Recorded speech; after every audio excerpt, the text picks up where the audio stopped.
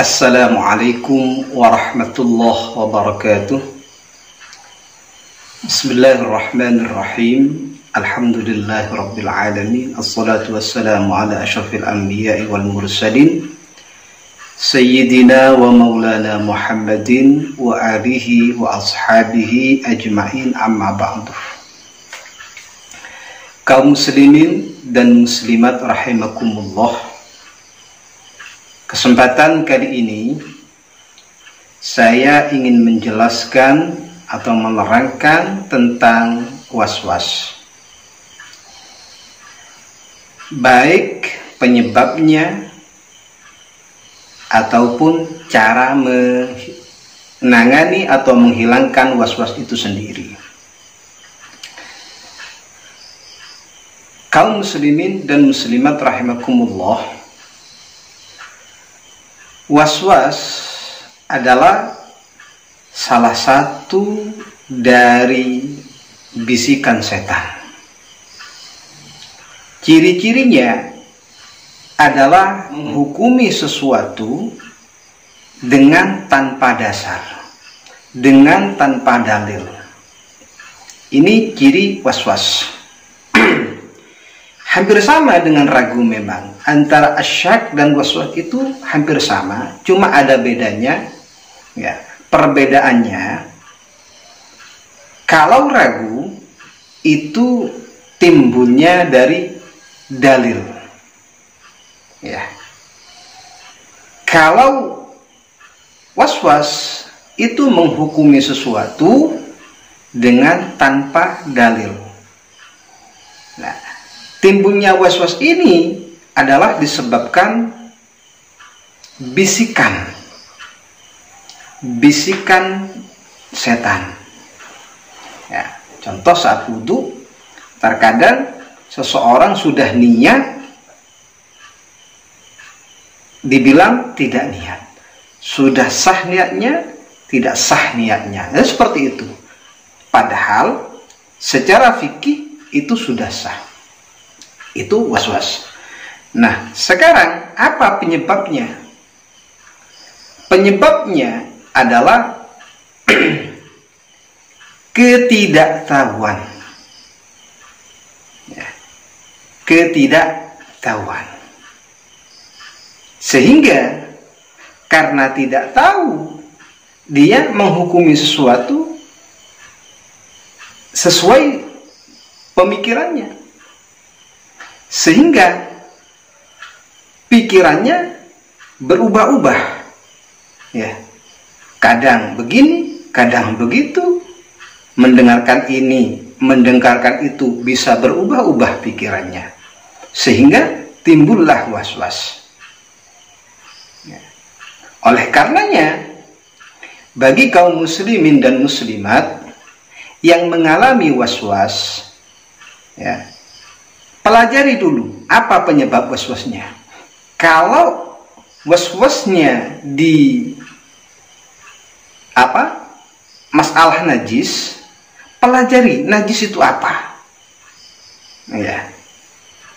Bagaimana cara menyucikannya? Bagaimana benda itu bisa najis? Sehingga nanti dengan sendirinya was-was itu hilang sendiri. Ini cara salah satunya, harus mengetahui ilmu yang ia waswasi. Was-was tentang niat. Umpama niat saat sholat. Biasanya di masjid atau musola itu ada orang sholat itu takbirnya berulang-ulang. Allahu Akbar, Allahu Akbar. Nah, kadang ada yang sampai panjang, Allahu Akbar. Pikirnya tidak sah niatnya, padahal secara hukum sah. Itu kenapa sampai punya pikiran seperti itu? Itu karena tidak tahu. Ya. Kenapa tidak tahu? Karena tidak belajar, sehingga masuklah setan di sana. Ketika takbir, Allahu Akbar. Woi, kamu belum takbir. Takbirmu belum sah. Yang diulang lagi, Allahu Akbar. praktek niatnya tidak tahu, ini yang menyebabkan was-was. Sama dengan najis, kotor dikira najis, jatuh ke tanah dikira najis, hal dilewati orang dikira najis, padahal tidak najis. Kenapa begitu? Kenapa menghukumi begitu? Karena tidak tahu. Jadi salah caranya untuk mengobati was-was ini, ya harus tahu ilmunya, ilmu yang ia was-wasi. Ini yang pertama. Yang kedua, perbanyak memohon perlindungan kepada Allah. Zikirkan hati ini, selalu minta tolong kepada Allah, lindungi dari setan. Karena setan itu masuk kepada hati yang kosong, sehingga setan itu bermain-main dengan hati yang kosong itu, sehingga mudah bagi orang yang tidak ingat kepada Allah ini dipermainkan oleh setan. Tapi poin yang terpenting adalah ilmunya dulu, kemudian setelah ilmu, amalkan ilmunya, jangan ikuti pikirannya. Orang yang mau menghilangkan was-was, ilmunya dulu diamalkan sesuai syariat. Nanti ada bisikan, jangan diikuti. Seperti itu. Kemudian cara yang selanjutnya, kalau masih tetap was-was, ilmunya sudah tahu, zikir sudah umpamanya, masih was-was, umpama perkara najis, ambil pendapat yang paling mudah, jangan ambil pendapat yang berat, ambil pendapat yang paling ringan. Masalah apa saja, contoh masalah niat. Dalam niat, dalam mazhab Syafi'i itu harus bersamaan dengan awal takbir. Jadi mengucapkan hamzahnya lafaz Allah, Allahu Akbar, dalam hati harus niat.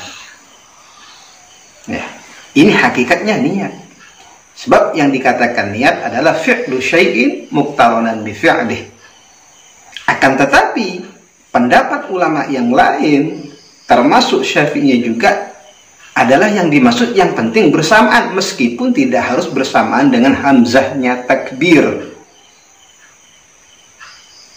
Kemudian, oh ini masih berat, ambil pendapat lain, ulama yang lain. Ada yang mengatakan, para imam selain Imam Asy-Syafi'i mengatakan boleh mendahulukan niat, tapi waktunya sebentar dari takbir. Jadi niat dulu, kemudian niat. Itu tidak apa-apa. Ini kalau ragu tentang niat sholat, ragu tentang najis, begini, begitu, begini, tetap ambil yang termudah. Ini untuk mengobatinya. Setelah tahu yang termudah, jangan hiraukan perkataan-perkataan orang lain. Ini tujuannya mengobati. Kalau masih tetap mengikuti pendapatnya orang, saat ditegur karena melakukan hal-hal yang tidak sesuai dengan kebanyakan orang, diikuti orang, pusing, akhirnya timbul was-was, bingung, timbul was-was. Walhasil, saat itulah kebingungan akan membawa orang yang was-was itu tambah parah. Ya. Apa yang saya terangkan ini, itu saya dapatkan dari salah satu kitab, yaitu I'anatut Thalibin. Di sini dijelaskan, ya, tentang perbedaan antara ragu dan was-was. Ya. Ibnu Hajar ditanyakan tentang perbedaannya, sehingga Ibnu Hajar menjawab, kalau ragu itu berdalil, tapi kalau was-was menghukumi sesuatu tanpa dalil, tanpa bukti. menghukumi lantai najis. Kenapa najis? Karena kotor. Kotor bukan najis. Ya. Jadi kalau hanya kotor bukan najis. Ya. Kemudian penyebabnya apa katanya? Adalah ketidaktahuan. Ya. Ini. Oleh karenanya di sini dijelaskan wa'alam annal babal a'dham alladhi dakhala minhu iblis 'alan nas. Kama qala as-Subuki wa huwa al-jahlu. Ketahuilah bahwasanya pintu yang paling besar yang bisa dimasuki oleh setan, ya, sehingga seorang itu bisa waswas, ya, sebagaimana dikatakan oleh Imam As-Subuki, adalah al-jahlu, ketidaktahuan. Ya. Fayadkhulu minhu al-jahil bi aman, maka setan masuk dari pintu itu, ya, dengan cara aman. Ya.